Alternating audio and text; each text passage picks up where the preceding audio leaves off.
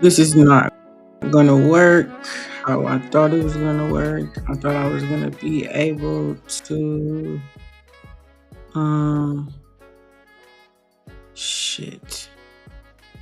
I thought I was gonna be able to be live on to go live on YouTube from Zoom, but something is messing up. So it's not allowing me to do it. Ideally, I would have done this before now, but you know how it be. Okay, Have so you done that before? Been on Zoom and YouTube at the same time? I have done it before. Mm. I haven't done it in some time, but the thing is the platform that I use to go live on YouTube so that I can show the different things and all of that kind of stuff. It buffers real bad, like the delay is real bad, I should say. And so the comments come in delay, which doesn't work for us when we're asking and answering questions and things like that. So for the alumni, I sent you all the Zoom link so that we could be in Zoom and the chat could be basically normal paced. And then I was just Mhm. going to stream that to YouTube so that people could watch. But, you know, my bright idea. All right, so this is what I'm going to do. I'm going to just show it on both. That's what we'll do.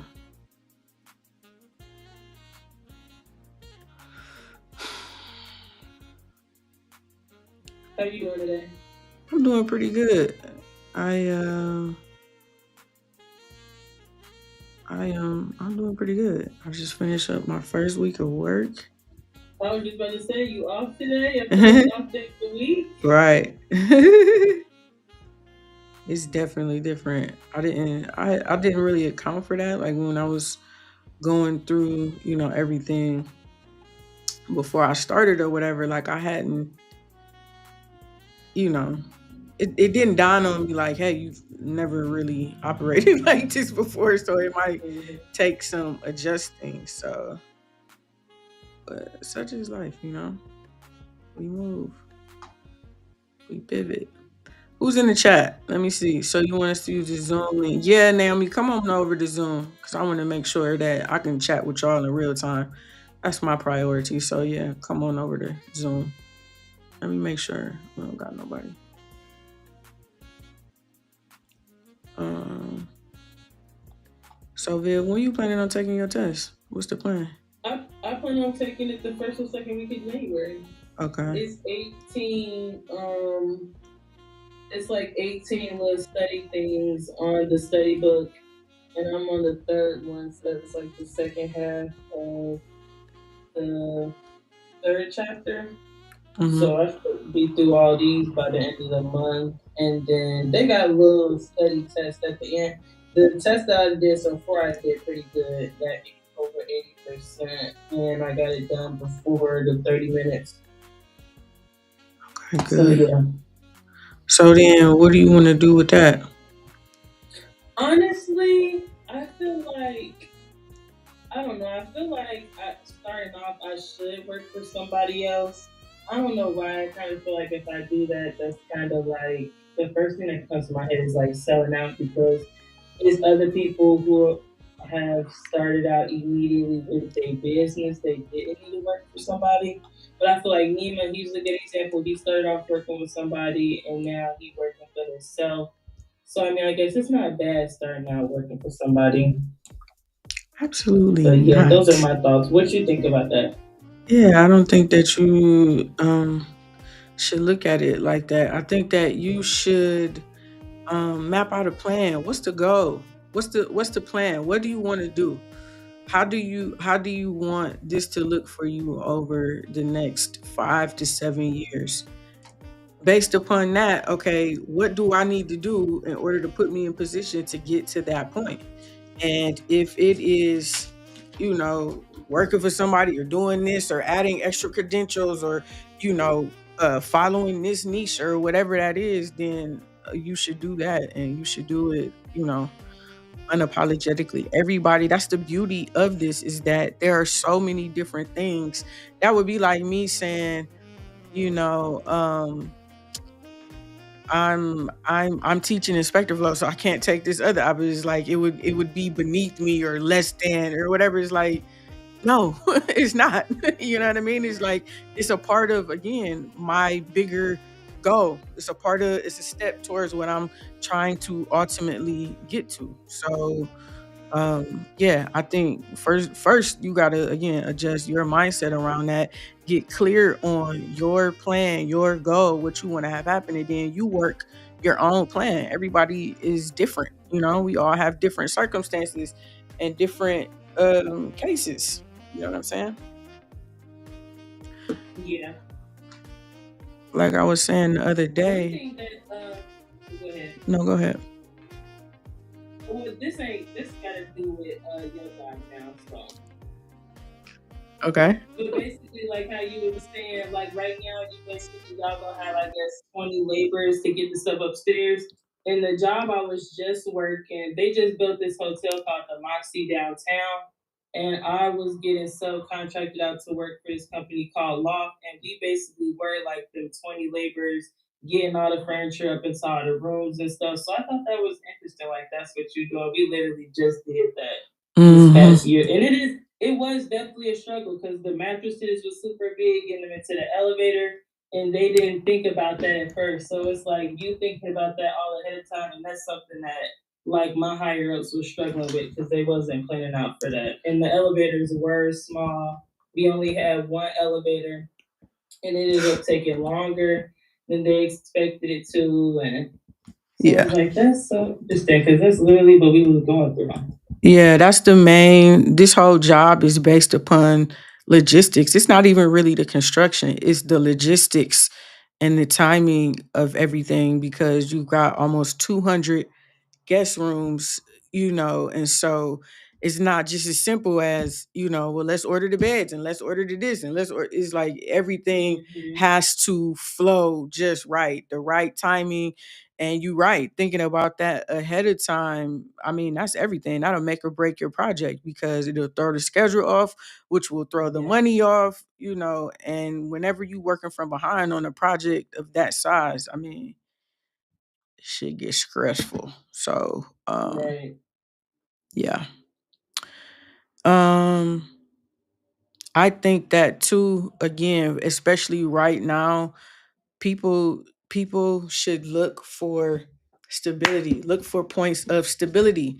It does not mean that you cannot be independent and do your own thing, but like I was saying the other day, I mean, the reality is just that operating as an entrepreneur or as a small business owner or whatever, like that shit is hard, and it takes a lot of time to get it to a place of stability, and not to say again that you can't or you shouldn't, but you should take the path of least resistance to being stable.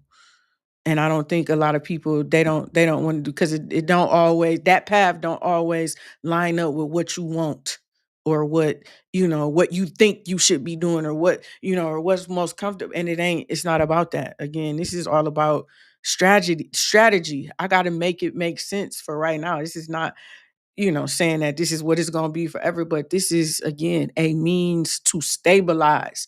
You can't scale before without being stable. You're not going to go from, barely making it to being a successful business owner making a bunch of money. Like, it don't work like that. You know what I mean? I think that the internet and, the rush of COVID and all that kind of worked people's mind into thinking that, but that is just, it's not realistic. It doesn't go like that. So, um Right, and that's what I've been thinking too. I wouldn't say that I'm stable right now to be able to fully support myself and the business because I have to put money towards the right, business. So that's something I've been thinking about too. right. And that's just being honest with myself. That's a fact. Stability makes everything easier. That's so true, man. That like, oh my God. I wish I could find an accurate way to describe it, especially when you have a family. Like, when you got more than just you to worry about, just the sheer stress of instability alone is enough to be so detrimental to your entire family. Just the stress of it before we get to the money and the this and the that, just the mental stress that is on you when you are not stable. Like, I mean, that fact alone, I don't see why, like, there's no way that I would choose that. I don't care. Give me the stay, let's steady the shit, bro. I cannot be tossing to and fro like that. It's just is no way to live. And with something like this is a lifelong thing. This is not something that you got to get into and strike it rich in the first couple of. This is a career. This is something. There's so many different tentacles and so many different opportunities that you can take once you get this information. And that is the one thing that I am trying.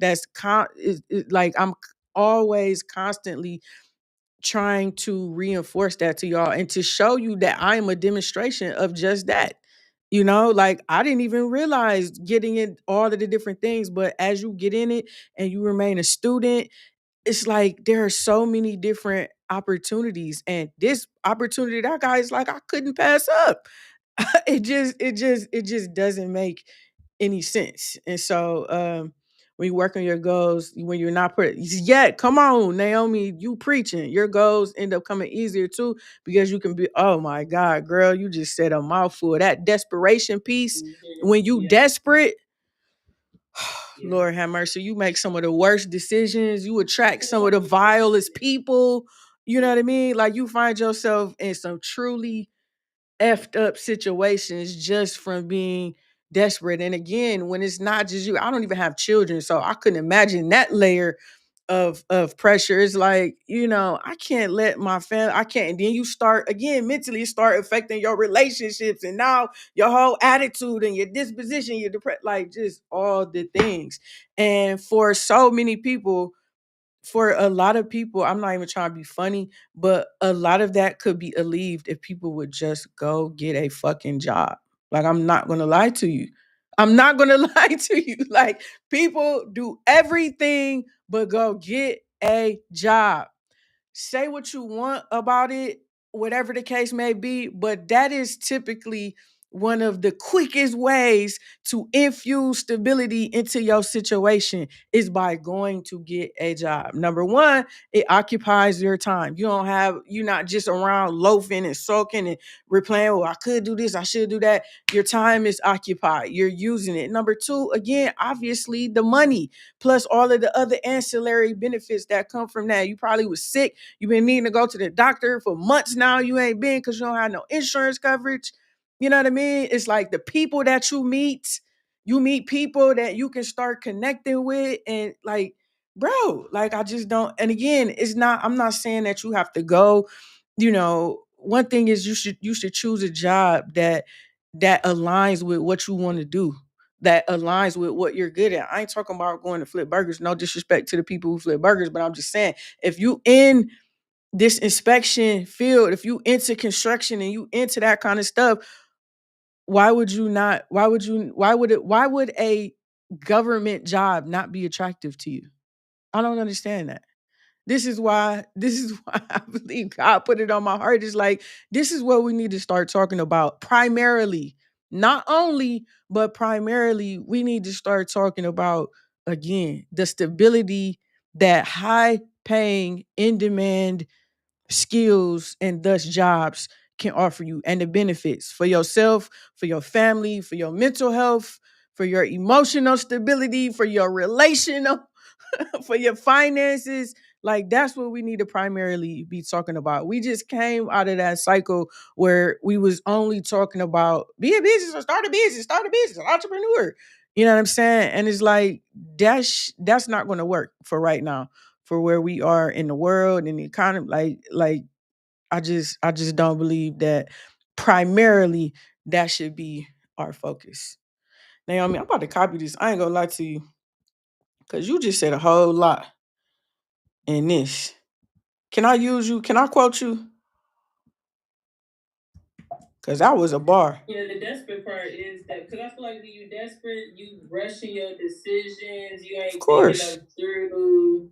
Of course. Yeah. That's exactly what happened. I haven't been there. And I looking back, it's like I know it's like, man, if I wasn't cracked, I would have never did that. I would have never been your friend. I would have never went there. I would have never done any of that if I wasn't like so and I was like, I'll never want to be back there again. I never want to be Hindsight that is desperate. you gotta think about that too. Yeah, that's true, but I don't give a fuck. I never want to feel that level of desperate. Like I just don't want to be in that type of scenario. I think you should start a business, something aside, but keep your job. Actually, absolutely. That's what I'm saying. Primarily, like you absolutely can do it. You know what I'm saying? Like again, I'm a product of that too. So you definitely can do it. It's just priorities. You know what I'm saying? And like you said, Viv, like being realistic. You know, like Yeah. keeping it a buck with yourself. You know, Hmm. like again, everything is possible to you. You got a lot of different, but let's be effing for real. Okay? Like what? Like in 2026, by the end of 2026, like what do I really need to do to put myself in a better position? Is that starting a business? I don't know. Only you can answer that question.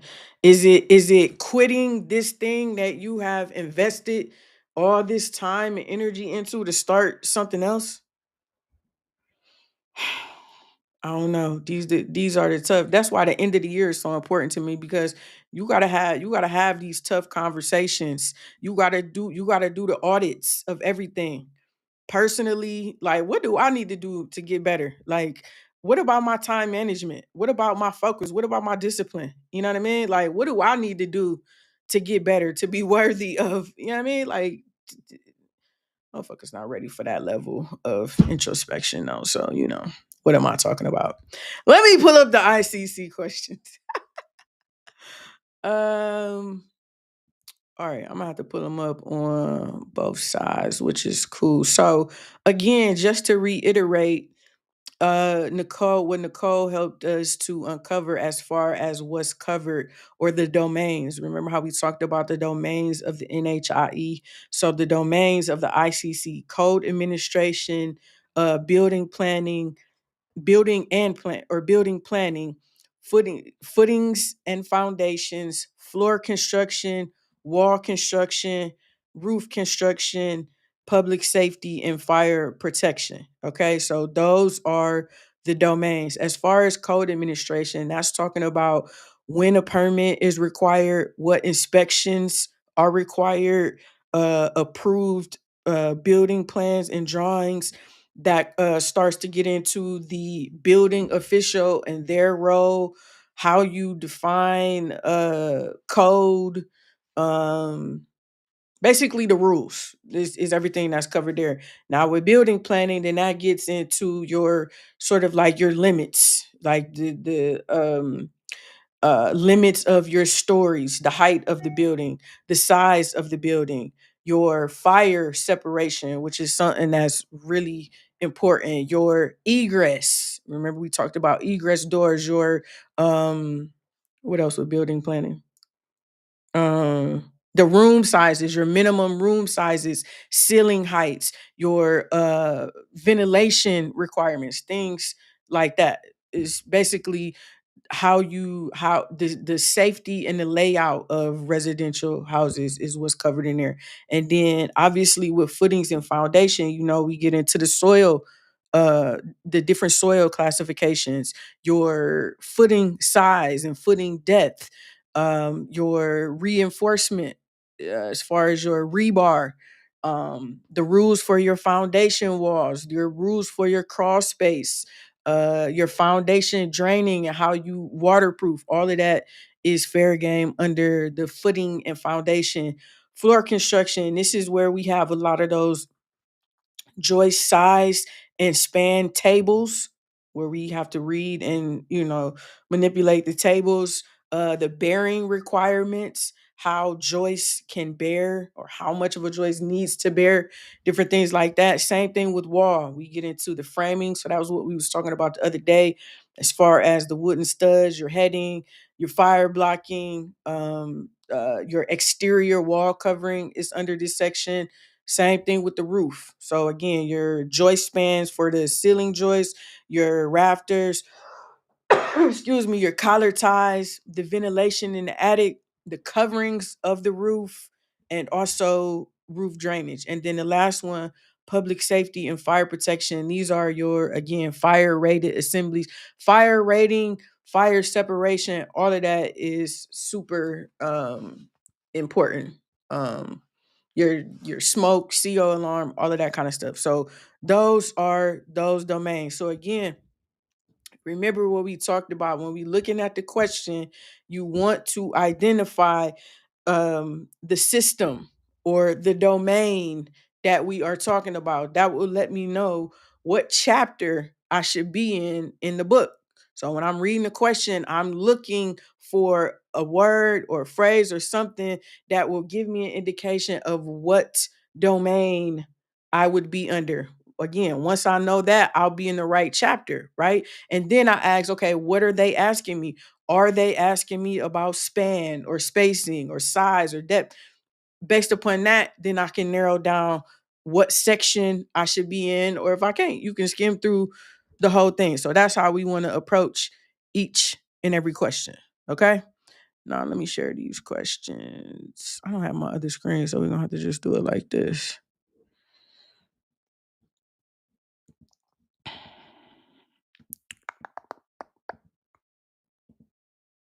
Hold it.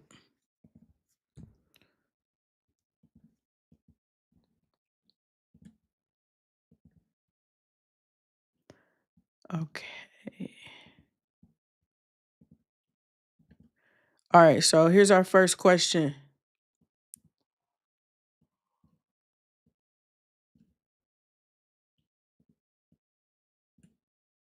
Minimize that. Let me share it over here. A felon can be an inspector in some instances in some states.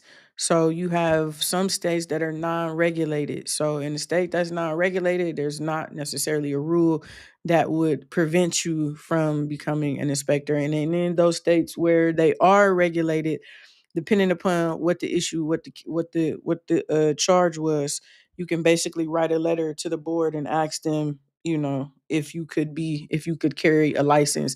They let you know, and then you start your education. All right, first question: a permit will automatically expire if the authorized work is suspended or abandoned for blank amount of days. Okay, so I'm thinking, which system is this? Which domain are we talking about? Where should I be looking in my book?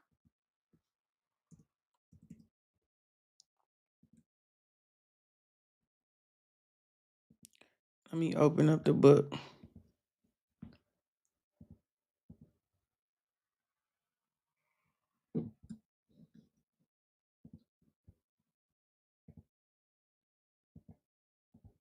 Permit administration. Okay. That's the chapter. All right. Which section?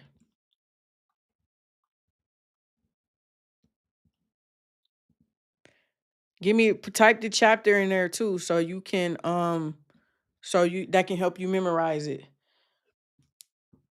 So what chapter are you talking about?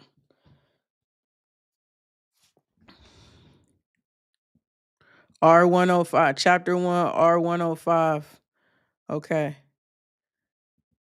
Oops, that's the study companion. I don't want that. R105. Okay, so then what is the correct answer?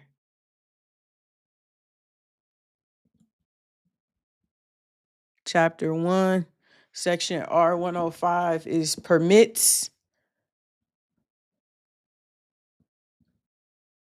What's my answer?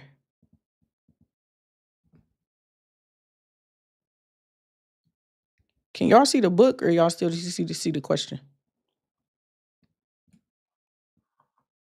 The book. Oh, okay. 180 days. C. Okay, where was the answer?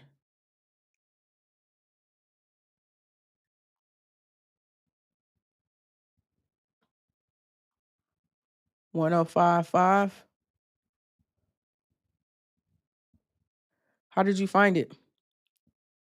Every permit issue shall become invalid unless the work authorized by such permit is commenced within 180 days after its issuance or after commencement of work, etc., etc., etc. So the answer is C, 180 days. I remember, but then I went to, okay, yeah. That's actually to me what I really like about this test is that even if I know the answer, like I have a way to like double check my answer and like make sure I knew I passed this test because it's like either I knew the answer and I found it just to double check it, or I was able to look it up. Facts, memory, that's the question in the book. Okay. All right, next question. The building official is a blank member of the Board of Appeals. Type the chapter and the chapter title and where you found it as a way to help you memorize. So just FYI too, permit is basically like a legal permission to start work. So that 180-day limit stops people from just uh starting a project and not finishing it. Chapter 1, section 112. Wait, chapter 1. What are you saying? You're saying okay, chapter 1 and okay. R112, R112.1, okay. In order to hear and decide appeals of orders, decisions, or determinations made by the building official. Oh, the building official shall be an. So what's the answer? 112.1. Okay, so what's the answer? Ex officio. So that means that they participate, but they don't vote. So this is they're basically the building official needs to basically stay impartial so that when there's a dispute between an inspector and a builder or somebody requesting a permit or something, the building official can stay again fair and impartial. So yeah, the correct answer is B. Okay. So this is the part again where it's specific to sort of like the building inspector, code inspector role because you would have to know that process. Okay. Somebody files for a permit, they get their permit, they do the work before they can move on. The inspector has to come out, inspect the work. The inspector will say, hey, this is not up to code, fix it. Like, so you have to know how that whole process goes and appeals and all of that kind of stuff. Whereas on the home inspector side of stuff, do you highlight and write in your book? No, I haven't highlighted and wrote in this book.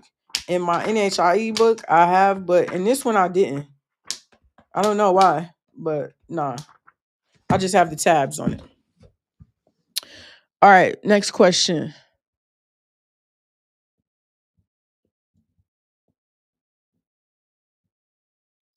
A two-story dwelling is being framed using 2x6 studs spaced 24 inches on center. The wall height is 10 feet and the roof is a conventional rafter roof. What is the minimum required stud grade and species that will satisfy the prescriptive stud height table for this load bearing wall? Well, that's a bunch. Okay, Naomi say chapter 6. What is chapter 6?